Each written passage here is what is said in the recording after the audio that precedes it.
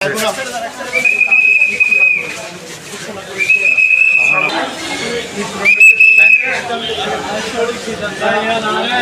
দিয়ে বাইর করে মানে ওর বাড়িতে ঢুকাইছে, বাসা ওর বাড়িতে ঢুকাইছে। ঢুকার পরে মানে 12টার সময় অনেক খোঁজাখুঁজি করছি। খোঁজাখুঁজি করার পরে পাইতেছি না।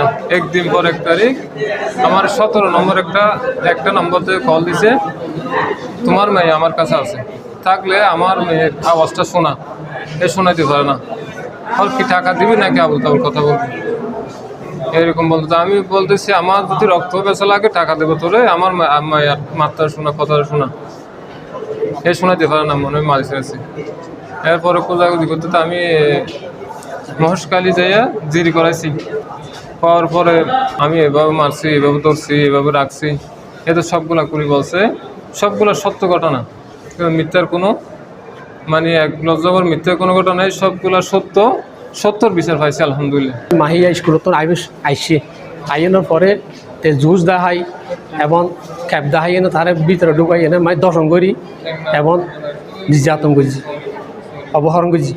অপহরণ করানোর পরে ইয়ার পরে তখন আবার 1 তারিখ 12 মাস 2022-এর মধ্যে সন্ধ্যা 6টা বাজে একবার 17 নম্বর কল দিয়ে আইতলার মোবাইলের মধ্যে, বাদির মোবাইলত কল দিয়ে তাহলে এখন কল দিয়ে দিতে হদ ঠিক আছে। আর মাইয়ের মাত্রা ফোনা তখন আমি 5 লক্ষ টাকা মুক্তি দাবি চাইয়ে দিয়া বললো 5 লক্ষ টাকা দিয়া বলে দিও এন হইয়ে হদ বেশি বাজা হতানো হয়েছে। তখন যদি টাকা নতো বছর হাতে ঘষা দিবে লাগবে, বছর হাতে ঘষা দিবে লাগবে হইয়া তখন এর মা বাড়ি থেকে কইছে হাঁটাহাঁটি শুরু করে দিবে লাগি।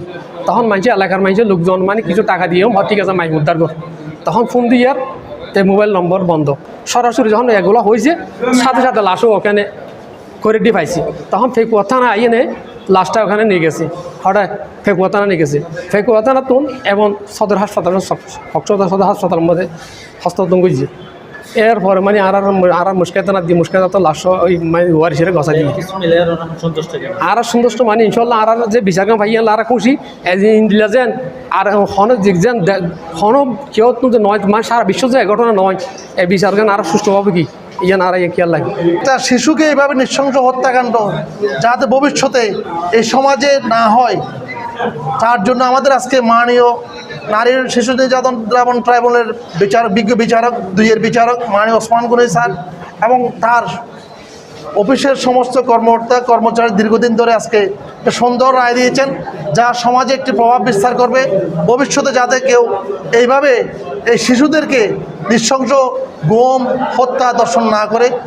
এই 2000 শিশু আইনের 2000-এর 7 ধারায় আসামিকে যাবজ্জীবন 50,000 টাকা জরিমানা দিয়েছেন। সর্বোপরি শিশু আইনের 9-2-এর তাকে ফাঁসিতে ঝুলিয়ে মৃত্যুদণ্ডের আদেশ দিয়েছেন। সমস্ত আদেশ একটিভাবে কার্যকর হবে।